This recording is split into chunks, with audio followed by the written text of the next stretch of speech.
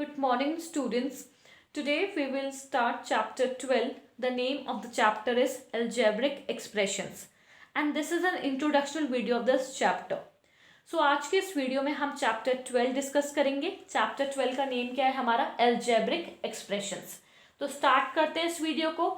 सबसे पहले जो हम टॉपिक डिस्कस करने वाले हैं वो है एल्जेब्रिक एक्सप्रेशंस. क्या होते हैं एल्जेब्रिक एक्सप्रेशंस? जो कॉन्स्टेंट्स, वेरिएबल्स और ऑपरेशन से मिलकर बने होते हैं उनको हम क्या बोलते हैं? Algebraic expressions. कॉन्स्टेंट्स क्या होते हैं? हमारे नंबर्स. जो भी हमारे नंबर्स होंगे उनको हम क्या बोलेंगे? कॉन्स्टेंट्स. वेरिएबल्स क्या होते हैं? ए, बी, सी या जेड तक हमने अगर कोई भी लेटर यूज करा है तो उसको हम क्या बोलेंगे? हमारे वेरिएबल्स. और ऑपरेशंस कितने होते हैं हमारे मैथ्स में? हमारे मैथ्स में 4 ऑपरेशंस होते हैं, that is plus, minus, multiply और डिवाइड. तो इन ऑपरेशंस का अगर हम यूज करें, इसमें से किसी भी एक ऑपरेशन का यूज करके, कॉन्स्टेंट्स का यूज करके और वेरिएबल्स का यूज करके जो बनेगा वो क्या कहलाएगा? Algebraic expressions. एग्जाम्पल लेते हैं. एग्जाम्पल हम ले रहे हैं 2x प्लस 5. हमने एग्जाम्पल क्या लिया है? 2x plus 5. यहाँ पर 2 और 5 हमारा क्या है? नंबर्स है जिनको हम क्या बोलेंगे? कॉन्स्टेंट्स बोलेंगे. x को हम क्या बोलेंगे? वेरिएबल बोलेंगे. हमने बोला था a से लेकर z तक का कोई भी अगर लेटर यूज हो रहा है तो वो क्या कहलाएगा? वेरिएबल. तो यहाँ पर हमारे पास वेरिएबल कौन है? यहाँ पर वेरिएबल है हमारे पास x. और हमारे पास ऑपरेशन कौन सा यूज हुआ है? हमारे पास ऑपरेशन यूज हुआ है प्लस. तो 2x प्लस 5 हमारा क्या कहलाएगा? एक एल्जेब्रिक एक्सप्रेशन कहलाएगा. क्या कहलाएगा? एक एल्जेब्रिक एक्सप्रेशन कहलाएगा. वो नंबर्स या वो एक्सप्रेशंस जो कॉन्स्टेंट्स, वेरिएबल्स और ऑपरेशन से मिलकर बने हुए होते हैं उनको हम क्या बोलते हैं? Algebraic expressions.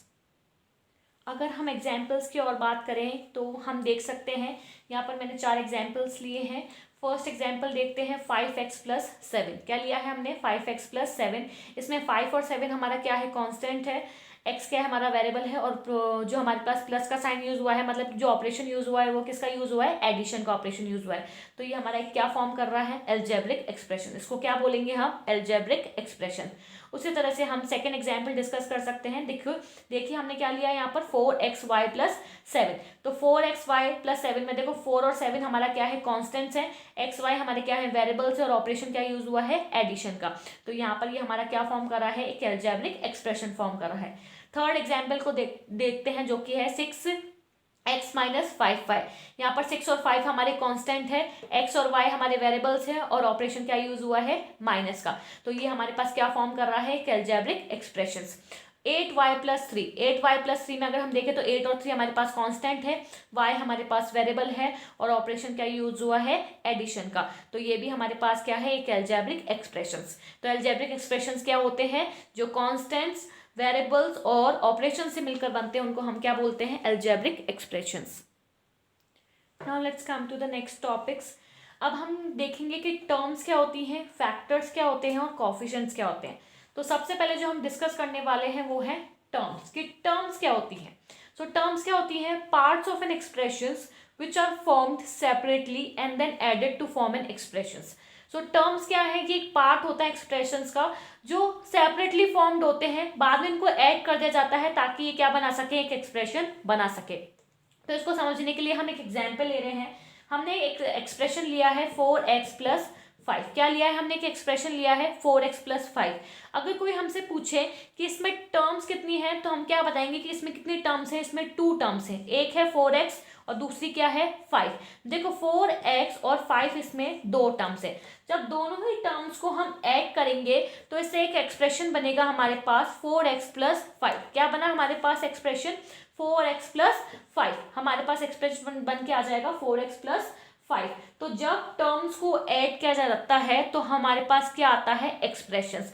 तो एक्सप्रेशन को बनाने के लिए जो टर्म्स आई है जिनका हमने यूज किया है वही क्या कहलाती हैं? वही कहलाती हैं टर्म्स. ये फॉर्म्ड होती है सेपरेटली. जब इनको ऐड कर देते हैं तो हमारे पास एक पर्टिकुलर एक्सप्रेशन आ जाता है. एक और एग्जाम्पल से समझते हैं. अब हम एग्जाम्पल ले रहे हैं 4x स्क्वायर माइनस 3xy. ये हमारे पास एक एक्सप्रेशन है. इसमें कितनी टर्म्स हैं? इसमें 2 टर्म्स हैं. जब वो दोनों टर्म्स कंबाइन हुई तो हमारे पास एक्सप्रेशन आया 4x square minus 3xy.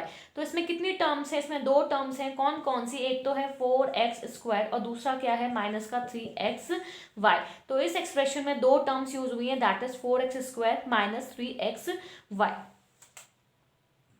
Next हम डिस्कस करेंगे फैक्टर्स, कि फैक्टर्स क्या होते हैं। हमने टर्म्स देख ली कि टर्म्स क्या होती हैं। टर्म्स जो होती हैं, जब टर्म्स को ऐड करते हैं तो हमारे पास एक एक्सप्रेशन फॉर्म होता है।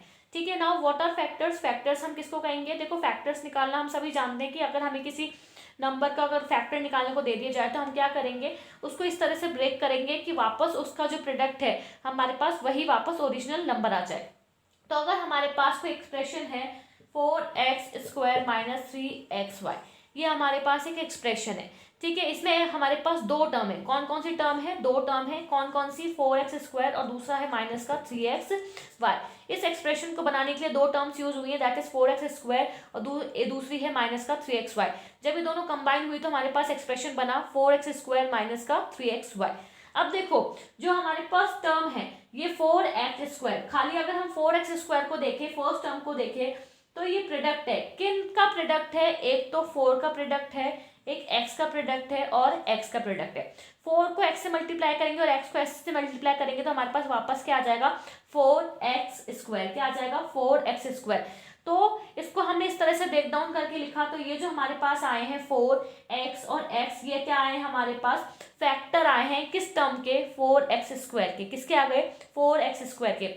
हमने 4x² को इस तरह से ब्रेक करा कि वापस जब हम इनको मल्टीप्लाई करेंगे तो हमारे पास वापस से वही टर्म आ जाएगी। देखो, 4 को x से मल्टीप्लाई करो और x को s से मल्टीप्लाई करो, हमें वापस क्या मिलेगा, 4x²। इसी तरह से जो हमारे पास दूसरी टर्म है दैट इज माइनस का 3xy, इसका भी हम क्या कर सकते हैं, इसके फैक्टर्स के फॉर्म में लिख सकते हैं। तो इसके फैक्टर्स क्या आ जाएंगे, माइनस का 3, सेकेंड फैक्टर आ जाएगा x, फिर थर्ड फैक्टर आ जाएगा y। तो इस टर्म के -3xy के हमारे पास फैक्टर्स क्या आ गए, -3x एंड y। ठीक है, तो ये हमारे पास क्या हो चुके हैं, इसके फैक्टर्स हो चुके हैं।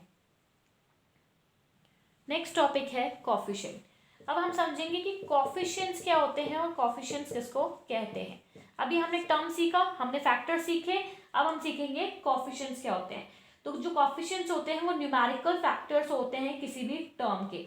अगर जैसे सपोज हमारे पास एक्सप्रेशन दे रखा है 10xy प्लस 4y, ठीक है, इसमें जो टर्म है, हम अगर टर्म की बात करें 10xy की, इसमें हमारे पास दो टर्म यूज हुई है अगेन, 10xy और 4y।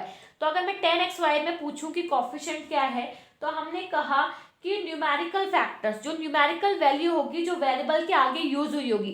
देखो, जो वेरिएबल्स के आगे जो न्यूमेरिकल वैल्यू यूज हुई होगी वही हमारा क्या होगा, कॉफिशिएंट होगा। तो 10xy में हमारे पास कॉफिशिएंट क्या है, टर्म 10xy का 10 क्या है यहाँ पर, कॉफिशिएंट 10। उसी तरह से अगर हम टर्म 2 में बात करें, यहाँ पर जो दूसरी टर्म यूज हुई है 4y, इसमें हम अगर बात करें कॉफिशिएंट की, तो यहाँ पर कॉफिशिएंट क्या होगा, हमारे पास 4 कॉफिशिएंट होगा, क्योंकि वेरिएबल के आगे जो न्यूमेरिकल वैल्यू है वो क्या है, 4। तो यहाँ पर इसका कॉफिशिएंट क्या हो गया हमारे पास, 4। तो देखिए, अगर आपको कॉफिशिएंट्स पहचानने तो आप क्या करेंगे, जो भी आपके वेरिएबल्स होंगे उन वेरिएबल्स के आगे जो आपकी न्यूमेरिकल वैल्यू यूज हुई है, जो कांस्टेंट यूज हुआ होगा, वही आपका क्या होगा, कॉफिशिएंट। क्या होगा, coefficient. Now let's come to the next topics. अब हम सीखेंगे कि लाइक टर्म्स और अनलाइक टर्म्स कौन सी होती हैं, किन टर्म्स को हम लाइक टर्म्स कहेंगे और किन टर्म्स को हम अनलाइक टर्म्स कहेंगे। अगर हमारे पास टर्म्स दे दी है जैसे 2xy और दूसरी टर्म दे दी है 4xy, एक दे दी है 8x² और एक दे दी है माइनस का 6xy², तो हम कैसे फाइंड आउट करेंगे कि जो फर्स्ट वाली टर्म है वो हमारे पास लाइक टर्म है कि अनलाइक टर्म है, या सेकेंड वाली जो टर्म है वो अनलाइक है कि लाइक है। देखो, लाइक को पहचानने का क्या तरीका है, इसमें जब हमको लाइक टर्म्स और अनलाइक टर्म्स फाइंड आउट करनी होती है तो हम इनके कॉफिशिएंट्स को नहीं देखते, हम इसमें न्यूमेरिकल वैल्यू को नहीं देखते। हम किस पर फोकस करते हैं, हम सिर्फ फोकस करते हैं वेरिएबल्स पर। किस पर फोकस करते हैं, वेरिएबल्स पर फोकस करते हैं। सबसे पहले हम फर्स्ट टर्म्स को डिस्कस करें। हमारे पास यहाँ पर दो टर्म दे रखी है 2xy एंड 4xy। अब कैसे फाइंड आउट करें कि हमारे पास लाइक टर्म्स है कि अनलाइक टर्म्स है। हमने कहा कि हमें न्यूमेरिकल वैल्यूज को देखना नहीं है, तो यहाँ पर न्यूमेरिकल वैल्यू क्या है हमारे पास 2 और 4, इसको हम इग्नोर करेंगे। किसको देखेंगे, हम वेरिएबल्स को देखेंगे। तो यहाँ पर वेरिएबल क्या है, xy, यहाँ पर वेरिएबल क्या है, xy, यहाँ पर भी x, यहाँ पर भी x, यहाँ पर भी y, यहाँ पर भी y। जो टर्म्स हमें गिवन है जिसमें हमारे पास वेरिएबल्स सेम है वो टर्म्स हमारी क्या कहलाएंगी, लाइक टर्म्स। कौन सी टर्म्स कहलाएंगी, लाइक टर्म्स कहलाएंगी। ठीक है, सेकंड में देखते हैं। सेकंड में हमारे पास जो टर्म है वो गिवन है 8x² और सेकंड टर्म हमें गिवन है -6xy²। अगर इसमें हम देखें तो हमारे पास वेरिएबल यहाँ पर क्या गिवन है x², यहाँ पर क्या गिवन है x, यहाँ पर गिवन है हमें y और यहाँ पर गिवन है y²। तो जो दोनों ही टर्म्स है वो हमारी क्या है, एक दूसरे से अलग है, क्योंकि यहाँ पर x² है, यहाँ पर x ही है, यहाँ पर y है, यहाँ पर y² है। तो ये हमारी कौन सी टर्म हो गई फिर, अनलाइक टर्म्स। कौन सी टर्म में जाएगा ये, अनलाइक टर्म्स में। तो वो टर्म्स जिसमें हमारे पास वेरिएबल्स सेम होते हैं दोनों ही टर्म्स में, तो वो टर्म्स हमारी कहलाती हैं लाइक टर्म्स। जिसमें हमारे पास वेरिएबल्स डिफरेंट होते हैं वो टर्म्स हमारी क्या कहलाती हैं, अनलाइक टर्म्स कहलाती हैं। अब हम कुछ एग्जाम्पल्स देखेंगे ताकि हम लाइक टर्म्स और अनलाइक टर्म्स में डिफ्रेंशिएट कर सकें इजीली। देखिए मैंने यहाँ पर कुछ एग्जाम्पल्स लिए हैं 1 2 3 4 5। अब इसमें हम फाइंड करेंगे कि हमारे पास कौन सी लाइक टर्म्स है और कौन सी अनलाइक टर्म्स है। फर्स्ट देखते हैं, फर्स्ट हमने क्या लिया है 7x और 12y। तो 7x और 12y हमारी कौन सी टर्म्स हैं, यहाँ पर हमारे पास वेरिएबल है x, यहाँ पर हमारे पास वेरिएबल है y, दोनों के वेरिएबल्स अलग हैं। तो ये कौन सी टर्म हो गई हमारे पास, अनलाइक टर्म। कौन सी हो गई, अनलाइक टर्म। यहाँ पर देखते हैं सेकंड 15x और यहाँ पर है -21x। तो यहाँ पर अगर हम देखें तो यहाँ पर हमारे पास वेरिएबल है x, यहाँ पर भी वेरिएबल क्या है x। तो ये हमारी कौन सी टर्म हो गई, लाइक टर्म। थर्ड देखते हैं, यहाँ पर हमारे पास वेरिएबल है ab, यहाँ पर भी वेरिएबल है ab। तो ये हमारी कौन सी टर्म हो गई, लाइक टर्म। ठीक है, थर्ड देखते हैं, फोर्थ देखते हैं। फोर्थ में हमारे पास 3xy और फिर है 3x। यहाँ पर हमारे पास दो वेरिएबल हैं xy, जबकि यहाँ पर एक ही वेरिएबल है x। यहाँ पर हमारे पास y नहीं है, तो यहाँ पर हमारी कौन सी टर्म कहलाएगी, अनलाइक टर्म। देखिए अगर जो है यहाँ पर वेरिएबल है, जो एक टर्म में वेरिएबल है वो दूसरे में भी एज इट इज होने चाहिए। अगर एक वेरिएबल भी मिसिंग है तो वो जो टर्म होगी वो हमारी अनलाइक टर्म में ही काउंट होगी।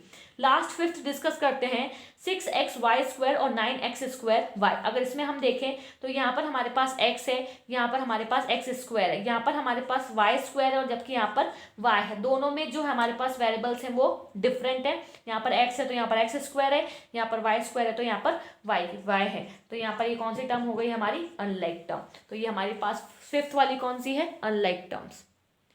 अब हम नेक्स्ट टॉपिक ले रहे हैं, that is monomials, binomials, trinomials and polynomials.